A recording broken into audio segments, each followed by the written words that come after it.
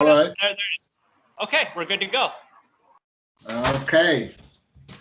All right. So my name's Lennox Rodgers. I am one of the co-founders of Refocus Project, which is a crime prevention and early intervention service that works with young people and adults.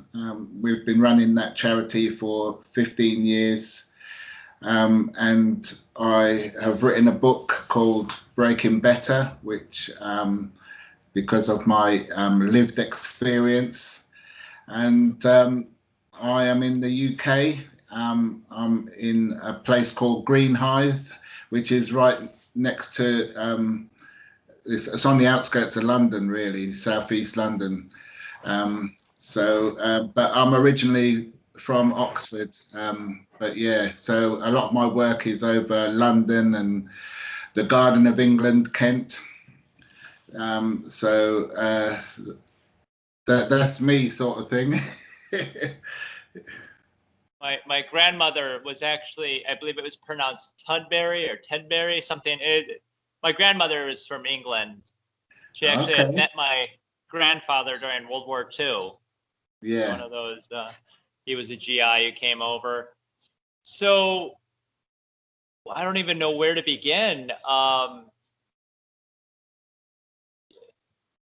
Yeah, I mean, you had basically been involved in crime for a very long time, and well, when you were younger, I should say, and then you made the shift to helping the youth to not make the same decisions, I guess.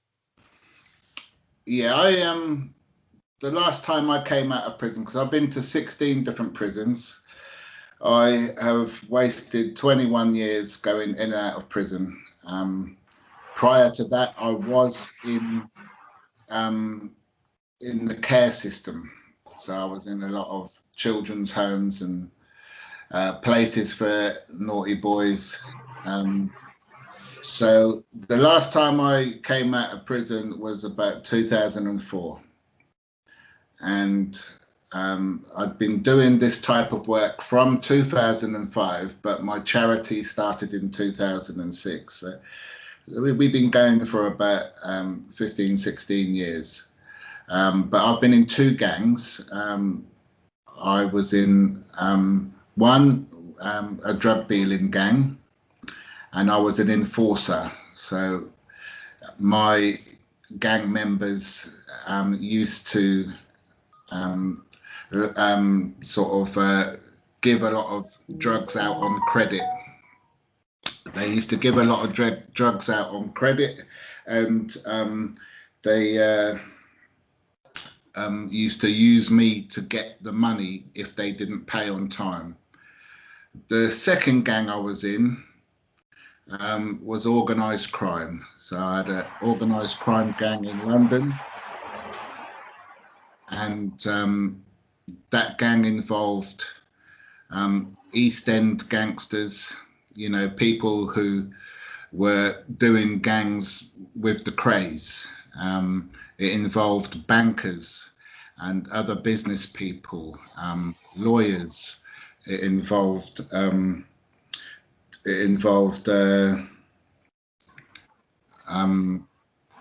police and politicians. My mentor was a jeweler. He owned a jeweler's shop, and he had a very expensive apartment at the back of Oxford Street in central London. And he was chauffeur driven. And so I used to meet with these guys on a weekly basis and do all sorts of crime for them. So that was quite big. So I was part of these two gangs. I did a lot of drug dealing and crime myself, and violence using guns and knives. So it was. What do you think governments should do as far as drug rehabilitation? As far as drug rehabilitation, Well, they need to invest in a lot more money to be able to help tackle some of the issues. Drug dealers, they spend money to make money, and the government is not very good at doing early intervention. And I think it needs a lot of interventions at earlier stages. But now, with the problems that they're having, they need to spend money in education, spend money using people with lived experiences who can help people along that journey to sort of get off that track. So, but they're not willing to invest that kind of money. It's gonna cost to create the kind of places where you can progressively help drug addicts with their problems and issues.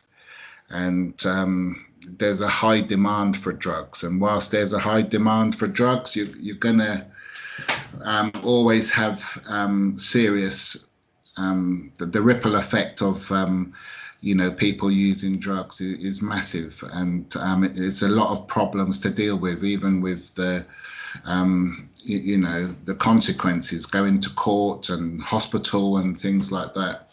So it's a big problem that has been going on, and that there were things that could have been done perhaps along the way that wasn't. But at this stage now, they have to spend money and invest in all those types of interventions, really.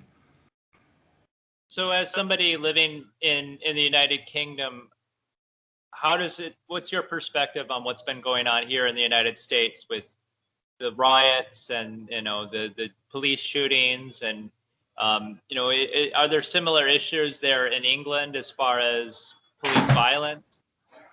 Yeah, there is some similar issues. There are some police who are what we call trigger happy, in that they and there is racism in the police force, and some people today are having some horrible experiences with it. Fortunately, there isn't the amount of shootings from police over here that we are seeing in America. We do get that, or we get deaths from the police in other suspicious circumstances. But so it's a difficult one. We have to find a way to draw a line, and to for the police have to find a way to train their police to police properly and fairly. Black people have to find a way to let go of what's happened in the past. Otherwise, we're constantly going to take it into our future. So if we don't find a way, society, the police and the racism, if we don't find a way to live in peace, then we're always going to have these issues. And what we're doing, we're passing it on to the younger generation, and they're carrying it on. And we need to think about the younger generation and the society that they would like to live in, and make it as nice as possible. But that's going to come at a price. We have to. I know there's been a lot of injustices, and we have to find a way to be able to accept what's happened to some extent. I mean, it's very hard for people that have lost loved ones through police brutality and that. But we have to find a way to say, we're not going to have any more of this, and to be able to move forward. Otherwise, it's just going to be a revolving door. So I suffered a lot of racism as a child.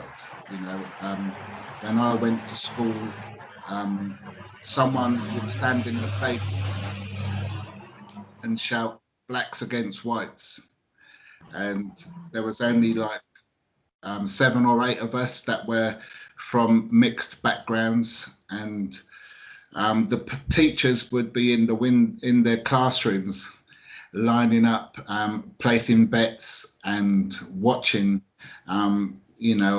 the rest of the school fight us. The only people that came on our side was the Irish and the Scots. And I think that was probably because they wanted a good reason to fight the English. But anyway, the thing was, I suffered in the late 60s and 70s, very bad racism. And I just didn't understand. But thankfully, I had some very nice Irish and Scottish and English people who tried to help me not to grow up with a chip on my shoulder, and show me that it was just a small minority of people in the UK who were like that. It didn't feel like it, but they tried to help me to not blame everyone for the racism. And I suppose in America, not everyone's racist, but you do have people that are, and unfortunately, there may always be, but we have to. So I had to let go my racism. I had to let go. Accept and acknowledge the racism that people are suffering today. And I think that, it's not very nice when you're going through that experience, but collectively, unless we find a way to let it go, I've had to forgive. I've had racism from the police. I've had racism from society. Racism, just for the most part of my childhood. I was groomed. By the time I was 11, I'd been to court 5 times. I was kicked out of nearly every school. I'd been groomed to be a pimp at the age of 14. I had a lot of issues. I was sexually abused and raped as a child. So I grew up with all these kinds of issues. And, in order to have a life, I've had to let all that go. And it's been a long process, but I've finally been able to let it all go and, encourage my children to do the same, so that they can not carry this stuff on. If I pass it on to them, for them to be racist, then, they're going to pass it on to their children, and we're going to keep having this problem. There has to be a time, as hard as it has been, that we let go. I can't keep blaming the police or non-blacks for 400 years of slavery. That was a different time. I can't blame people for the sufferings I suffered as a child. Times were different, people were different, and over the years, some of them changed their views. I have to take people as I find them and try to sort of, people ask me, what's the best thing you can leave your kids? And I say to them, the best thing you can leave your children is a good example on how to be a decent human being. And, in order to do that, I have to not pass on all my crap. It's a very hard thing to do. And for some people who have suffered at the hands of the police and various other people, it's very hard to try and ask them to let it go. But what's the alternative? You carry that hurt, that pain with you, and you'll forever be angry. It'll eat you up. It'll destroy you from the inside.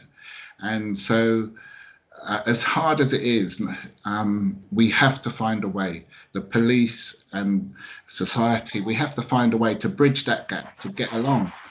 Unfortunately, we are different colours.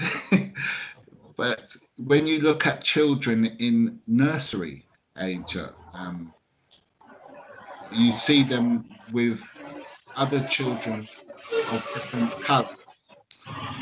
and there's no racism because at that young age they don't see racism, and so you know racism is taught, and we need to stop teaching our children to be racist, and we need to stop being racist in different places of work in society like the police and things. Because they're not going to be able to police fairly and properly if they're going to have those views. It's good to have policemen and women that are from different backgrounds and cultures because they represent society, but you can't be racist. You can't do that.